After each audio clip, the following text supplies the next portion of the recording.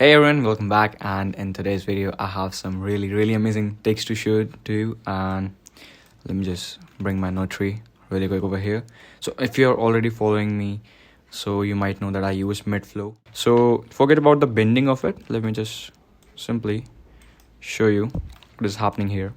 So we just have a simple takes 3D, which is extruded. That is it, nothing else. What I did was, with the help of background, so I'm giving it a material basically. So in that material, what I'm doing is I'm playing with the transparency value, nothing else.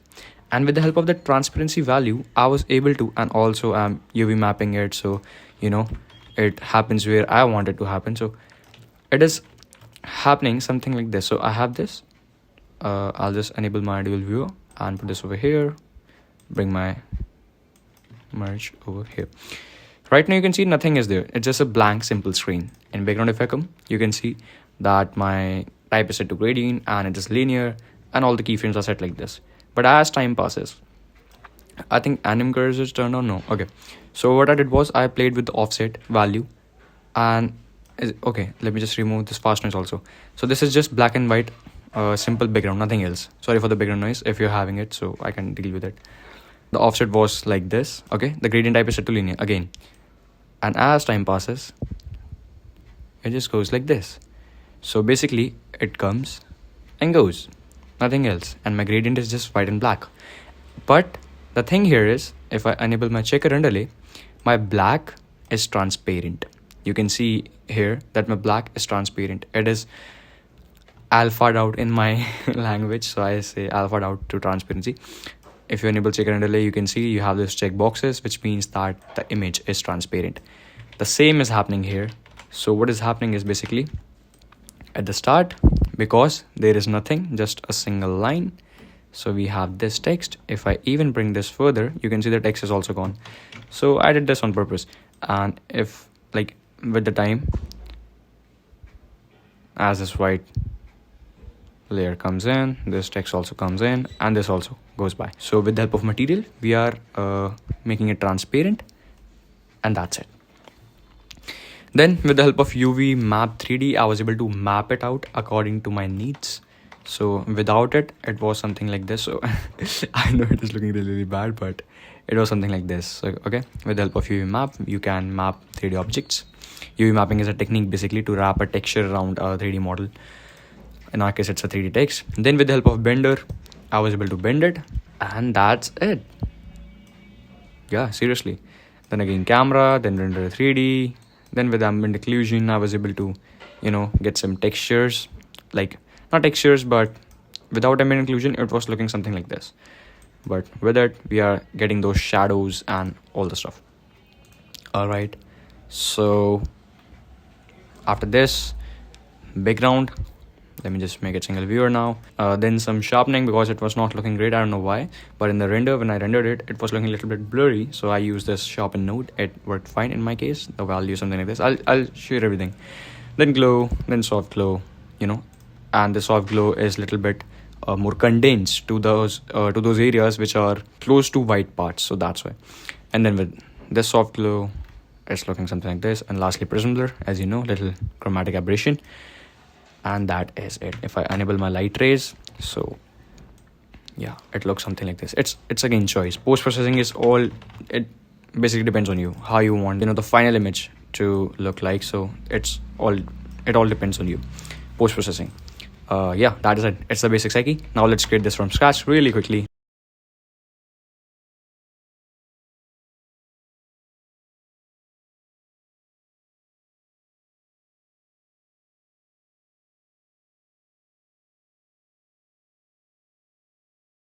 You'll just take a simple text 3D. If you have the default toolbar, so you will be having the same set of tools which I have.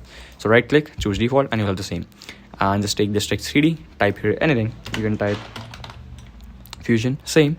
Okay, so I already have Fusion. What I'll do is I'll now type Studios. So you can see I am holding Alt and with the middle mouse button. First of all, just select all of it, hit F. So it will just zoom into the object. Then with Alt and middle mouse, you can scroll around. Then with control and middle mouse scroll wheel, you can just zoom in and zoom out. So these are the basic settings of the 3D workspace in Fusion. And in this text 3D, what else do we need? We need now extrusion. So in text 3D, in inspector, if you have this inspector enabled, you can see extrusion. And here in extrusion, you can increase some depth. But it says that maximum it can go to 0.2. Well, that's not true. You can increase it to whatever you want. So I will make it to maybe 20, I think 20 is much, so maybe we can do like 15 or 10. I think 10 is great, maybe 15. Yeah, okay, so let's settle down with 15, and we have our basic text that is looking super great. Now what else after that? Let's get our material, because now we have the okay, so let me first tell you about the bending thing, because after that, if you create the material, it will be really cool. We have this Blender 3D node in Fusion after 3D. So after text 3D, shift plus spacebar, you can type BND, 3BN, whatever the short form is. I'll just take and grab it, like drag it to the viewer, and again Alt plus middle mouse. So nothing has happened now because we haven't changed any setting in the inspector, you can see. So what we'll do is we will just, all the settings is just default. If you're following me, then you will have the same effect. But still, I'll tell you, we are on bend, amount is 0, whatever, we'll play with amount. Axis is set on Y, angle is again 0, center is 0.5, whatever. Now if I increase the amount, you can see it is bending, but on the wrong axis. So on which axis do we want? Maybe X? No, so it's not X and Y, so it is Z. And now if I increase it, you can see some weird stuff is happening. It's not working in a good way, because the axis is Z, we know that. You can see in the perspective Y, X and Z, but it's doing some weird stuff. Why is that? Well, that's because you don't have any subdivision in the extrusion. So come back to text 3D, and in this extrusion subdivisions, increase it to something like, I'll increase it to 50, not 550. And if I go back to this Blender 3D and increase it, now you have that bending effect. Okay, now you might see those so this is again because you have less extrusion. If you'll increase it, it will be more smoother. If you decrease it, so it depends how much you want. I'll increase it to 100. It depends according to your system. It is heavy, yeah, it is GPU heavy, so please keep that in mind when you're increasing that. Well, whatever. Now come back to Blender 3D 2, and if I increase it to 1, that is great. Well, one more thing, your group objects might not be checked. Okay, so if you do that, so it might look something like this. Why it is happening like this? Because it is now taking all of this as a single object. Not what do you think it will take this as a single object? Not like that. In a way that its pivot, all of these pivot point is just a single one, which will be somewhere around here. Okay, which is what we don't want. We want all the objects should have their different own pivot points. And how do we do that? There is an option called group objects. If you check that, everything will sort of work fine. So I think that is great. Now since we have our text, it is also bended. Now we need to create the effect. So we'll come here, type BG, just like that. We'll have a background. So let's create that map. So in this background, come to type, instead of solid, change to gradient, and yeah, linear is fine. I'll just change my, okay, no, I'll just reset it and change this to somewhere around this. You know, make it as close as possible. So I'll type here 0.49, and also I'll increase this, decrease this alpha to 0 so that it is transparent. And this white one, I'll just make it as close as possible. So 0.4899. You see, this is working super fine. You can even do this 5x5 if you want, but I'll not do that because it takes a lot of, I don't know, RAM or something. I don't like that. Now if you just drag it and drop it to text, it will not work like that. So what you need to do is, you can come to this text 3D, go to shading, and instead of solid, check this image. Now if you put it over here, see, it worked. You can see half of our text is now transparent basically.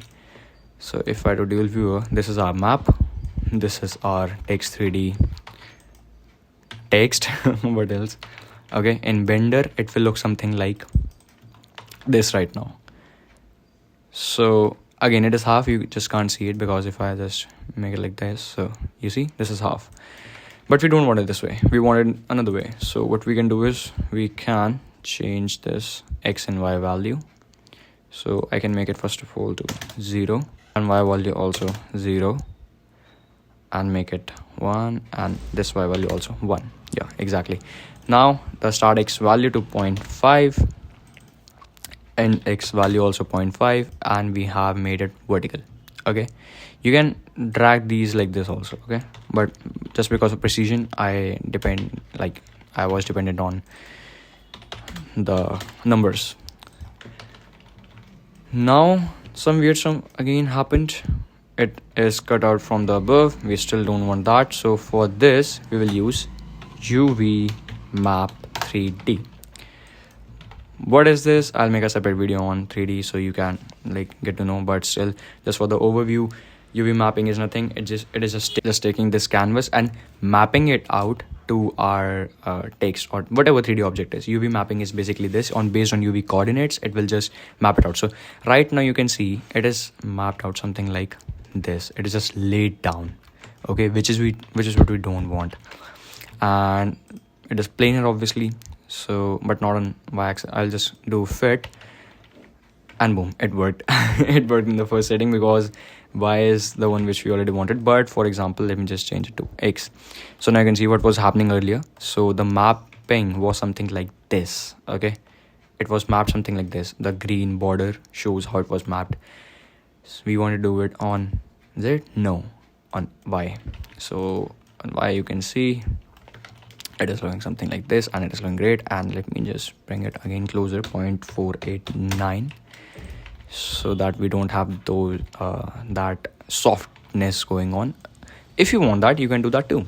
So with this you will have this sort of effect if you like this kind of effect, so you can do that. And the only thing which is left is animating this. So right now if you play with this offset value, it will be something like this. And now I don't have the third viewer, but if I just view it on the Blender 3D, so you have to view it like this. You have to change the pivot of the view itself. Now if I play with the offset value, so it will look something like this. And if you change it to ping pong, so it will just repeat. Isn't that cool? That is really cool. So you can do a lot of things with it. You can add bender to bender and add as many benders as possible, animate, just do a lot of stuff. But I thought to share this technique with you. So let me just do it really quickly. I'll come to the 0 frame, make the offset something like this, so that it is visible just a tad bit. Add a keyframe, go to the last one. You can even do right click, modify with, and choose anim curves if you want. It depends again on the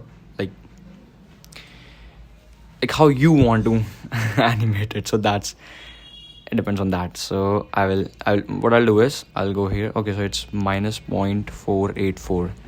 So I will also make it 1.484. So it is the same. And now if you'll play, so it will look something like this.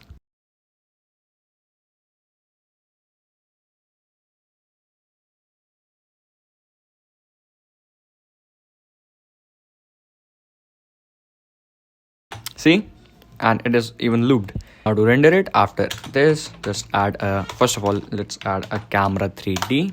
It will automatically add this merge. And whatever view, if you are into the viewer and you're liking it, so click on camera, right click on perspective, copy POV2.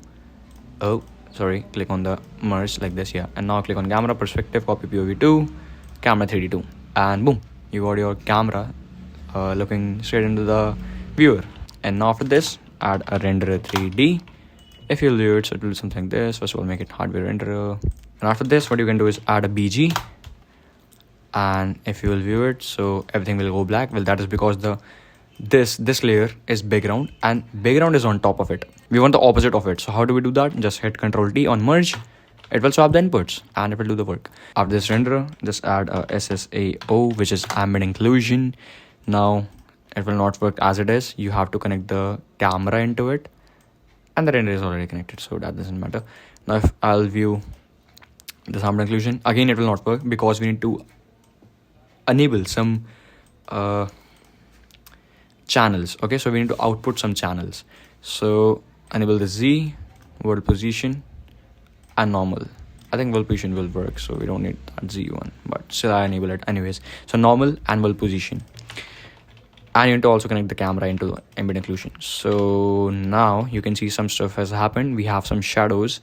First of all, come to camera, increase the focal length. See how, okay, so it does something like this. So I can increase it to like 50 and go just a little back, you know, something like this, looking great. Now I will try to change its kernel radius. Like I will try to manipulate its shadow, something like this. Also reduce the lift, also the gamma, not that much but just a little bit. And in the tint you can now play with like whatever you want, literally. If you want it to be red, blue, whatever. So what I'll do is I will change this kernel type from hemisphere to sphere, because it kind of gives it some subsurface scattering sort of feel, just a little bit. I'll not say it is subsurface scattering, but shit man, these dogs. I'll make those red and maybe increase gamma just a tad bit, you know, it depends. Now what I'll do is I'll zoom into it and see how much kernel radius I have to reduce to get those hard edges, even though you should not do that. That is not a good practice with ambient occlusion, but I like that effect. After this, what you can do is you can add a glow, you can add S glow, Control C to copy, Control to paste. After this, add a prism blur, and after this also add a media out node and input it 0. And if you view it, it will be like this. Wow, thank you so much for watching. Thank you. No, it's not like that. In glow, I'll change the blend to 0.1, glow to 0.4, and in soft glow, what I'll do is I'll do a trick sort of thing. So with this glow, it's looking something like this, but it's great. In soft glow, what I'll do is I'll increase the threshold to the point where I think, yeah, it's fine. Now the glow size, I'll change it from 10 to 2, and now I can like play with blend and all those, you know, stuff like glow. But we have those glowy edges now, so that's what I wanted, and it's looking really, really great. But the one thing which I am not quite sure to get is, you see this face is looking great, but this face is not looking like it's open. I want to close it. I haven't found anything yet. If you guys know, so please type comment so that I can see it, because I haven't found anything yet, you know. If you will do that, that will be really great. I haven't tried anything, but still, in the next soft glow, increase it to 50 and also increase the threshold and decrease the gain and also blend just a little bit. In prism blur, reduce the blur strength to 0, the aberration strength to 1, and in aberration distance you can, you know, it's again, I always say this, post-processing is all up to you. How much you want and how much you don't want, it depends. Then with some vignetting, even though we don't have anything in the background, still you can even add some you know, formation sort of stuff if you want. But so what you can do is you can take the fast noise and, you know, grab it and put it here, and instead of 2 color, change it to gradient, bring this over here, also like this. So now we have this white sort of border. If I increase the contrast, I'll have more thin lines. Sorry for the noise again. If I increase the scale to maybe 15, increase the rate just a little bit, so it will also, that background also animates with it. And you can play with discontinuous, inverted and all the effects if you want to, but I don't, so I won't. Also one more thing in this, I want it to be maybe red, maybe orange, yellow, you know, it again depends on how you like to create stuff. So whatever guys, it doesn't matter at all, to be honest. So you can, you know, reduce the, so you can come here and maybe reduce the alpha, or nothing will happen. So you can reduce the amount of like value, so that it doesn't bother the audience much. and increase vignette size, decrease vignette sharpening, maybe like this, something like this. So yeah, whatever. It is looking something like this, and you have this sort of extrusion effect. And one more thing which I want to show to you is, after this bender, what you can do is you can add another bender, and in this bender you can bend it again, and you know, you can make it something like, if you change it to X and again group objects, really yeah, so something like this, you can do this, you can bend a lot. So maybe, you know, it just depends. So you have a lot of bending and you can do all sort of crazy stuff. So yeah, this is the final result.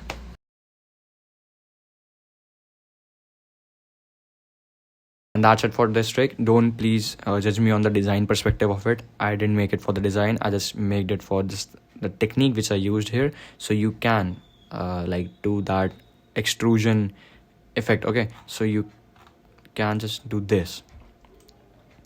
For this I made this tutorial so that you guys have an idea how to create this sort of effect. Okay, and that is it. Thanks so much for watching. See you in the next one. Peace out.